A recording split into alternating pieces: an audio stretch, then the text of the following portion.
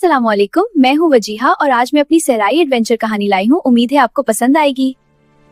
उस रात जब चांद नहीं निकला, जब पूरा सहरा गहरी तारीकी में डूबा हुआ था, खामोश टीलों के बीच एक मध्यम सी सदा गूंजी, डम डम डम।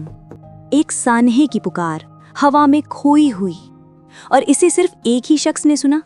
9 साल की एक बच्ची वजीहा, ज़र अफशान की वाहिद बच्ची, जिसमें इतनी हिम्मत थी कि बिना चांद वाली रात में सहरा का रुख करे।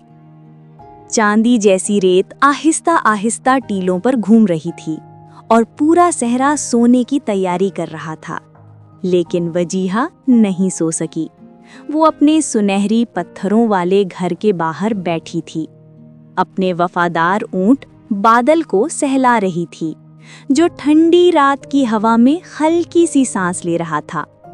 फिर वो आवाज दोबारा आई, डम डम डम, एक ताल में बजती हुई, दूर लरसती हुई, जैसे हवा इसे खा जाने वाली हो।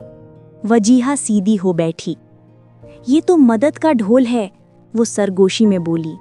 लेकिन आज रात वहां बाहर कौन हो सकता है? उसके वालिद ने उसे सिखाया था, काफिला ये ढोल सिर्फ तब बजाता है जब वो फंस जाए या खतरे में हो। मगर आज रात चांद नहीं था, पूरा सहला अंधेरे का समंदर बना हुआ था। कोई समझदार मुसाफिर ऐसे में सफर ना करता। जरूर कुछ गड़बड़ थी, बहुत बड़ी गड़बड़। वजीहा ने बादल की रस्सी पकड़ी। चलो बादल, किसी को हमारी जरूरत है।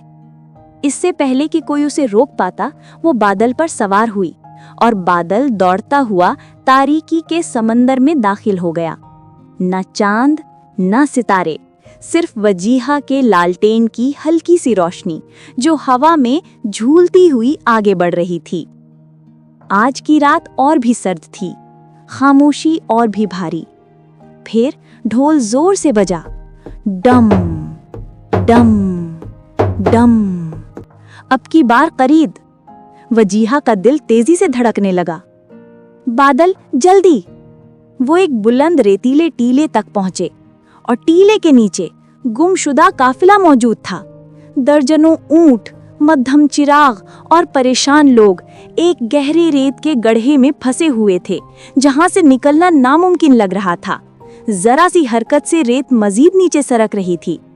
एक आदमी चिल्लाया, मदद! हमारे ऊंट ऊपर नहीं चढ़ पा रहे हैं, हम नीचे धंसते जा रहे हैं। दूसरा बोला, क्या हमें कोई सुन रहा है? वजीहा ने आवाज लगाई, मैं यहाँ हूँ, हिलना मत, मुझे रास्ता मालूम है। हैरत भरी आवाजें उठी। एक बच्ची इस वक्त ये कैसे मदद करेगी? लेकिन वजीहा नहीं डरी।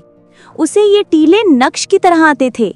ये वही रेत का गड्ढा था जिसमें वो बरसों पहले खुद गिरी थी, और उसी जगह उसे एक खुफिया, तंग, छिपा हुआ रास्ता मिला था, जो सिर्फ एक ऊंट के गुजरने जितना चौड़ा था।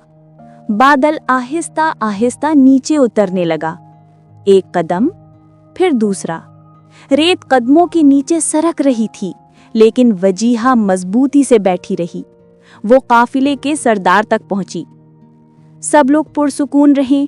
उसने बहादुरी से कहा, मैं आपको यहाँ से निकाल लूंगी, लेकिन आपको बिल्कुल वही कदम रखने होंगे जहां बादल रखे।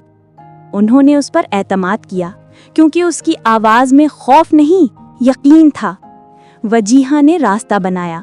बादल उस तंग खुफिया पगडंडी पर चला, जो सख्त रेत से बनी हुई एक पतली सी लकीर जैसी थी।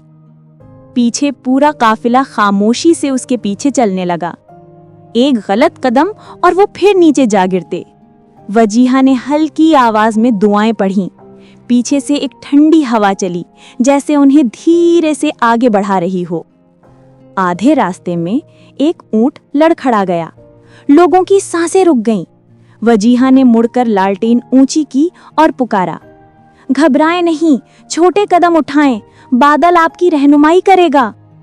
उसकी पुरसुकून आवाज ने सबको सहारा दिया। कदम ब कदम वो ऊपर चढ़ते गए, यहाँ तक कि आखिरकार गुजरगाह खुलकर हमवार जमीन में तब्दील हो गई। काफिला महफूज हो गया। पस मंजिर में सहरा चांदी की रोशनी में चमक रहा था क्योंकि सुबह की पहली किरणें टीलों को छूने लगी थीं। वो बच गए। सूरज तुलू हुआ और मुसाफिर वजीहा के गिर्द जमा हो गए। सरदार ने अकीदत से कहा, बच्ची, तुमने हमें बचाया है, बराए मेहरबानी ये सोना कबूल करो। वजीहा ने सर हिलाया। मैंने ये सोने के लिए नहीं किया, मैंने ये महज अल्लाह की रजा के लिए किया है। काफिले पर खामोशी छा गई, और इसलिए भी कि मुसीबत में फंसे लोगों की मदद करने में बरकत है, उसने आहिस्ता से कहा। सरदार ने एहतराम से मुस्कुराया। आज रात तुम हम सबसे ज्यादा बहादुर थीं। बादल ने फख्र से सांस छोड़ी। वजीहा हंस पड़ी। कुछ क्रेडिट बादल को भी मिलना चाहिए। दूसरों की मदद करना अल्लाह की मदद, रहम और बरकत को अपनी तरफ खींचता है। हमारे प्यारे नबी करीम सल्लल्लाहु अलैहि वसल्लम ने फरमाया, अल्लाह अपने बंदे की मदद करता है जब तक बंदा अपने भाई की मदद करता रहे। जी जनाब, कहानी कैसी लगी? और हाँ, मजीद खूबसूरत इस्लामी कहानियों के लिए लाइक, शेयर और सब्सक्राइब करना मत भूलिए।